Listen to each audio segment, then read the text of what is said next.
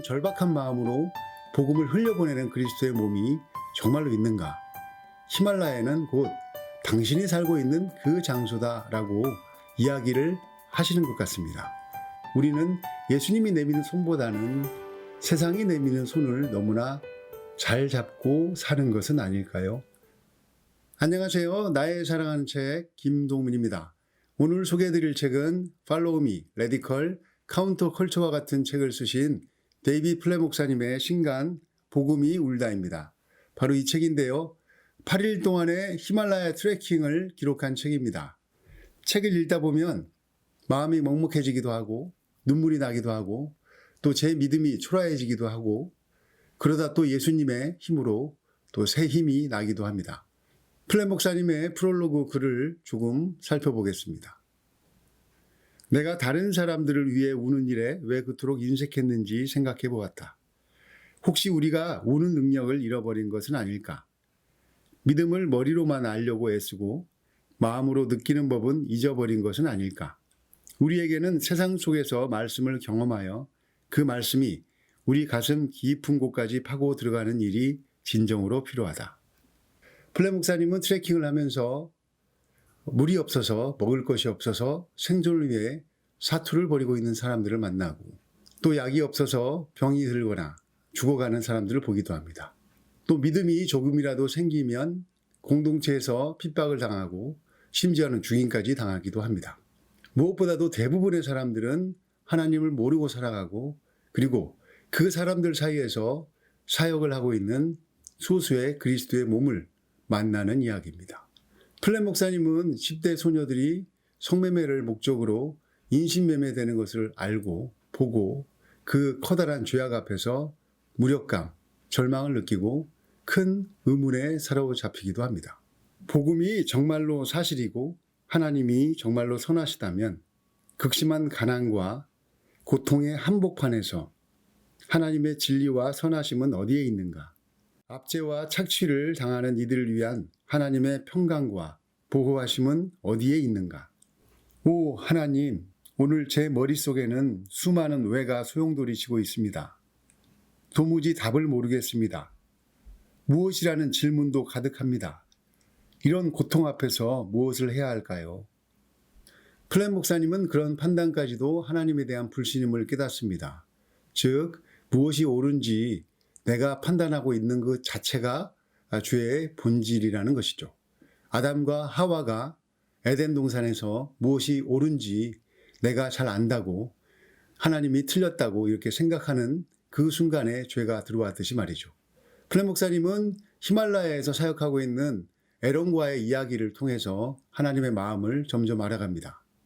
에론은 20년 전에 이 트레킹을 왔다가 우연히 인신매매범들이 이 소녀들을 성매매하기 위해서 팔아넘기고 그리고 그 소녀들을 이야기하는데 마치 물건처럼 물건을 대하듯이 이 소녀들을 이야기한 것을 듣고 충격에 빠집니다.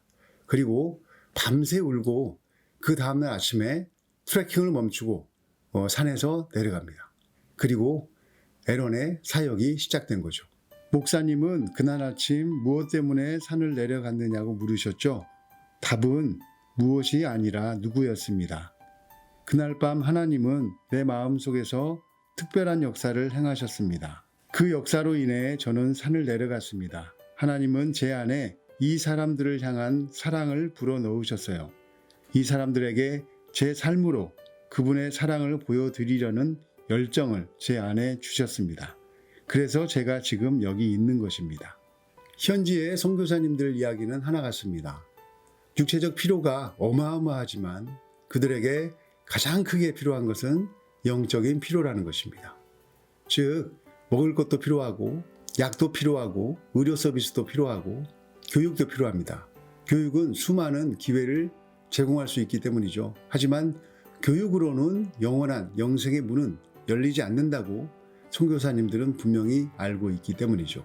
그래서 플레 목사님은 교회가 필요하구나. 그런데 그 교회는 우리가 생각하는 그 교회와 완전히 다른 것이었습니다. 이 마을 사람들에게는 교회가 필요하다. 하나님의 말씀을 끝까지 고수하는 동시에 불쌍한 사람들에게 하나님의 사랑을 나누기 위해 희생적으로 섬기는 사람들의 모임이 이들에게는 너무나 필요하다. 이런 교회는 세상을 변화시킬 수 있다. 우리가 흔히 교회 하면 떠올리는 것들이 거의 없다. 이를테면 근사한 건물이 없다. 훌륭한 밴드도 없다. 카리스마 넘치는 설교자도 없다. 어떤 프로그램도 없다. 그냥 믿음의 형제 자매들, 그들 앞에 놓은 하나님의 말씀, 그들 안에 거하시는 하나님의 영만 있다. 그리고 이것만으로 충분하다. 히말라야가 이 책의 배경이니까 선교에 관심이 있는 분들이 이 책을 봐야 되겠구나, 이렇게 생각하시면 오해일 것 같습니다. 제 생각에는 플랫 목사님은 히말라야는 곧 당신이 살고 있는 그 장소다라고 이야기를 하시는 것 같습니다.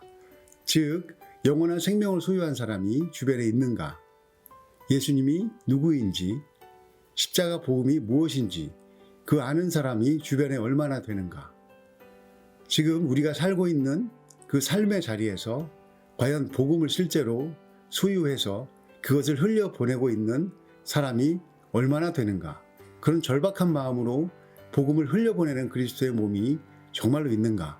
즉, 선교지는 히말라야, 먼 곳, 아프리카 이런 곳이 아니라 지금 우리가 살고 있는 그 삶의 자리라는 것이죠. 이 책의 뒷부분에서는 그런 이야기를, 그런 메시지를 다양하게 반복해서 보여주고 있습니다.